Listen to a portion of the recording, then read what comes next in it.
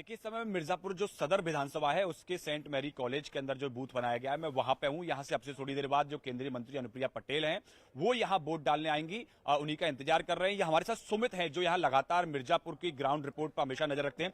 सुमित, यहां किस तरह का चुनाव अगर चल रहा है, अगर बात करें पूरे मिर्जापुर की 5 विधानसभाओं की तो? देखिए, इस बार मुकाबला बड़ा टक्कर का है, कड़ा मुकाबला है। ये हम नगर विधानसभा में खड़े हैं। यहाँ पे रत्नाकर मिश्रा बीजेपी से हैं, 2017 में वो जीते थे।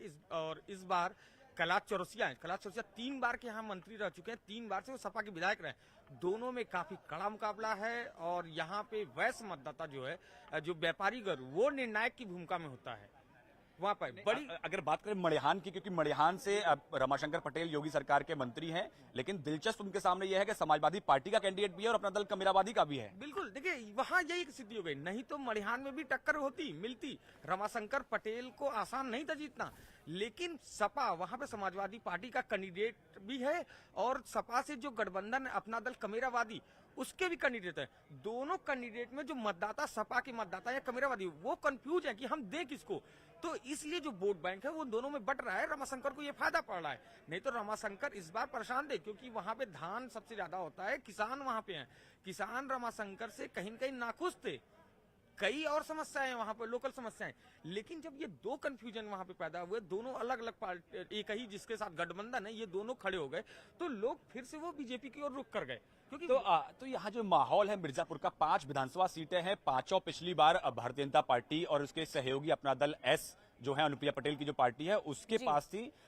इस बार की अगर बात करें तो यहाँ लगातार मुकाबला कड़ा है। कोशिश वही है, क्योंकि इस बार सिर्फ ये 5 विधानसभाओं का चुनाव नहीं है, ये प्रतिष्ठा की बात भी है अनुप्रिया पटेल के लिए, क्योंकि ये पटेल का गढ़ माना जाता है अनुप्रिया पटेल का। और इसमें ऐसे में कोशिश रहेगी अनुप्रिया पटेल की कि फिर से पांचों की पांचों सीट जीतकर यहाँ बीजेपी और अपने गठबंधन के लिए यहाँ से आगे सरकार बनाने के लिए रास्ता प्रशस्त किया जाए। तो बड़ा इंटरेस्टिंग चुनाव मिर्जापुर जिले का हो गया है। बिल्कुल, काफ़ी इंटरेस्टिंग है मिर्ज़ापुर के चुनाव पवन। वहीं अगर हम बात करें कि लोग किन मुद्दों पर वोट दे रहे हैं, क्योंकि मिर्ज़ापुर जो है अपने ट्रेड, कॉमर्स, अपने कारोबार के लिए, मंदिरों और घाट के लिए काफ़ी मशहूर है, काफ़ी जो हिस्ट्री है पॉलिटिकली भी वाइब्रेंट है। ऐसे में क्या इश्यूज़ है मिर्ज़ापुर के लोगों के जिनको लेकर के वो वोट कर रहे हैं?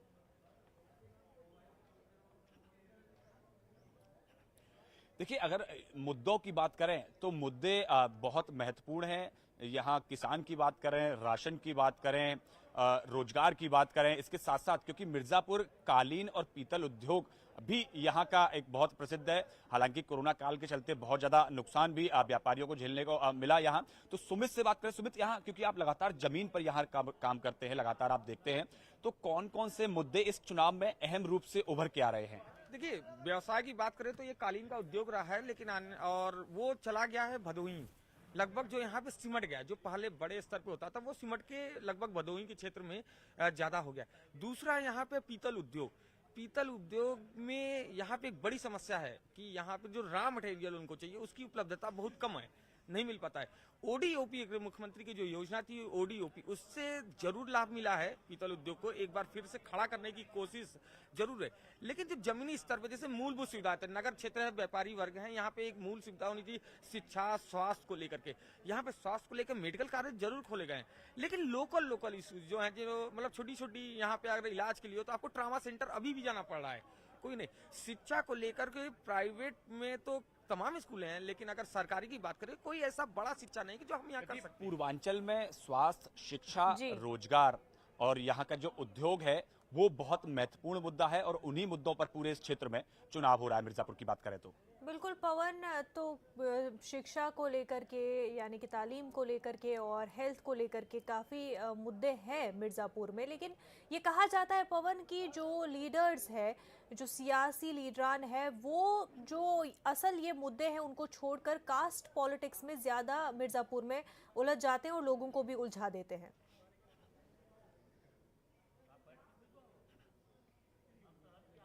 देखिए, उत्तर प्रदेश की राजनीति की ये बदकिस्मती है कि कहीं ना कहीं लोग पूरा चुनाव घुमा के जो मेन जो मुद्दे होते हैं उनको घुमा के जो अन्य जो मुद्दे हैं उन पर ले जाते हैं, चाहे वो जाति की बात करें, धर्म की बात करें या अन्य जो मुद्दे हैं उनकी बात करें। तो ऐसे में चुनाव जो होता है, कोशिश होती है सभी राजनीतिक दलों की पूरे चुनाव को पोलराइज करने की, इसलिए जो असल जो मुद्दे होते हैं कहीं ना कहीं जनता का जो ध्यान जो है वो उन मुद्दों से भटक जाता है। लेकिन इस चुनाव की अगर बात करें, क्योंकि मैं पहले फेज से लेकर और आज 7वें फेज का चुनाव जो है, मतदान जो है कवर कर रहा हूं, लेकिन इस जो चुनाव में कहीं ना कहीं जो असल मुद्दे हैं वो भी प्रभावी रहे इधर उधर के मुद्दे की। इस बार पूरे चुनाव में अगर राशन की बात करें तो राशन एक अहम मुद्दा रहा। अगर बात करें सुरक्षा की, सुरक्षा एक मुद्दा है। विकास की अगर बात करें, विकास एक मुद्दा है। उसके साथ साथ अगर बात करें रोजगार की, तो रोजगार भी एक बहुत बड़ा मुद्दा इस पूरे चुनाव के अंदर बनकर उभर के सामने आया है। तो ये सारे मुद्दे जो हैं इस बार बहुत सालों बाद ऐसा देखने को मिल रहा है कि उत्तर प्रदेश की राजनीति में जाति, धर्म, इन सबसे इतर जो मुख्य मुद्दे अगर राजनीति के और जनता के होते हैं वो कहीं ना कहीं सामने देखने को मिल रहे हैं। बिल्कुल, जो मेन मुद्दे हैं, लोग जो है अपने मुद्दों को पहचान रहे हैं और अपने मुद्दों को लेकर के ही वो वोट दे रहे हैं। बहुत ही अवेयर जो है लोग इस बार चुनाव में खास तौर से दिखाई दे रहे हैं। वहीं पवन, मिर्ज़ापुर की जब हम मुद्दों की बात करते हैं तो पानी की किल्लत का भी मसला है, पीने के पानी की काफ़ी दिक्कतें। वहीं जो खराब पानी है, गंदा पानी है, उससे होने वाली बीमारियों का मसला भी मिर्ज़ापुर में है।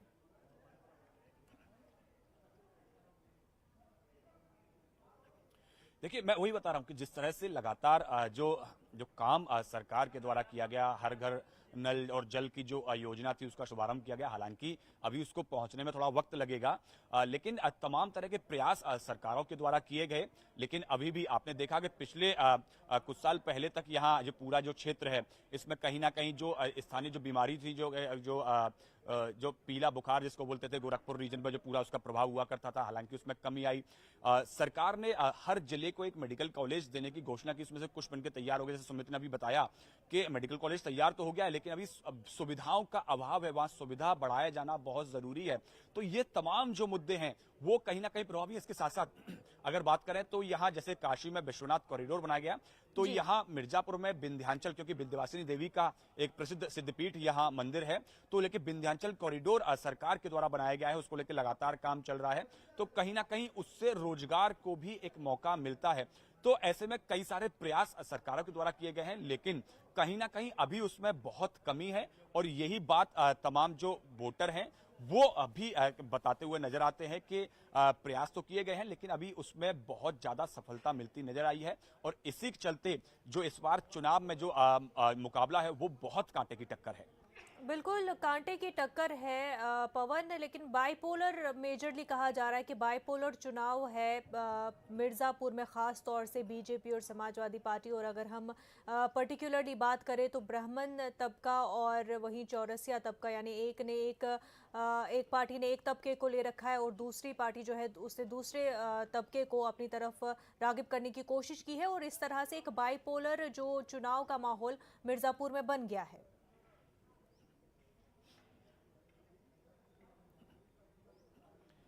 जी बिल्कुल, जिस तरह से अगर पूरे चुनाव की अगर बात करें, अगर मिर्जापुर की बात करें, तो यहाँ और इससे पहले जितने भी चरणों में मतदान हुआ, 6 चरणों में जो मतदान हुआ, ज्यादातर सीट पे सीधा मुकाबला जो है बाइपोलर है।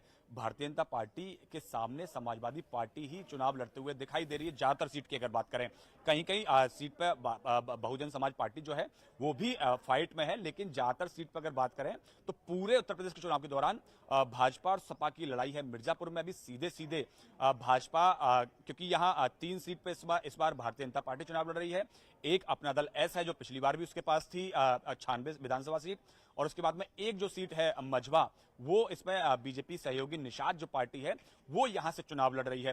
तो ऐसे में जो सीधा सीधा जो मुकाबला है सामने की अगर बात करें तो सीधे तौर पर सपा के साथ जो है वो भाजपा सहयोगी और सपा सहयोगी के सामने ही सीधे से मुकाबला है। अगर एक सीट मरिहान की अगर बात छोड़ दे तो, क्योंकि वहां से जो रमाशंकर पटेल हैं बीजेपी के जो कैंडिडेट हैं, पिछले बार में योगी सरकार में मंत्री थे, लेकिन इस बार उनके सामने जो समाजवादी पार्टी की जो गठबंधन सहयोगी है अपना दल जो कमेरावादी जो है वो और समाजवादी पार्टी दोनों के उम्मीदवार ही सामने मैदान में खड़े हुए हैं। मतलब इस बार कम से कम उस सीट पर सपा का और अपना दल कमेरावादी का गठबंधन नहीं है, तो ऐसे में कहीं ना कहीं उस सीट पर फायदा बीजेपी को मिलता दिख रहा है। इसके साथ साथ अगर बात करें मझवा सीट की, तो मझवा सीट पर जो बीजेपी जो सहयोगी निषाद पार्टी वो चुनाव लड़ रही है, वहां से जो कैंडिडेट हैं वो जो निषाद पार्टी से वो कहीं ना कहीं पिछले कुछ दिनों से लगातार जो टिकट मांग रहे थे, जो विनोद बिंद जो हैं वो समाजवादी पार्टी से टिकट मांग रहे थे, लेकिन जब उनको समाजवादी पार्टी से टिकट नहीं मिली, 2-3 साल से लगातार तैयारी कर रहे थे, तो इस बार फिर वो उनको निषाद पार्टी ने टिकट दी। उसके चलते कहीं ना कहीं उनका पड़ला थोड़ा भारी दिखाई दे रहा है। सदर की बात हमने कर ली, सदर पर लगातार सीधा मुकाबला है, कांटे की लड़ाई है। उसके अलावा अगर बात करें चिनार विधानसभा की, तो वहां से रमाशंकर वहां से अनुराग वहां से बीजेपी से मैदान में है, वहां भी सीधी लड़ाई समाजवादी पार्टी के साथ यहां सामने है। जी बिल्कुल, तो मल्टी कॉर्नर्ड बैटल जो है कोशिश की गई कि मिर्ज़ापुर में की जाए, लेकिन काफ़ी हद तक बाइपोलर इलेक्शन ही मिर्ज़ापुर में देखने को मिल रहे हैं। साफ तौर पर बीजेपी और सपा में कड़ी टक्कर देखने को मिल रही है। पवन गौड़, बेहद शुक्रिया तमाम तर तफसीलात के लिए। एक छोटा सा ब्रेक लेंगे, जल्द होंगे हाजिर।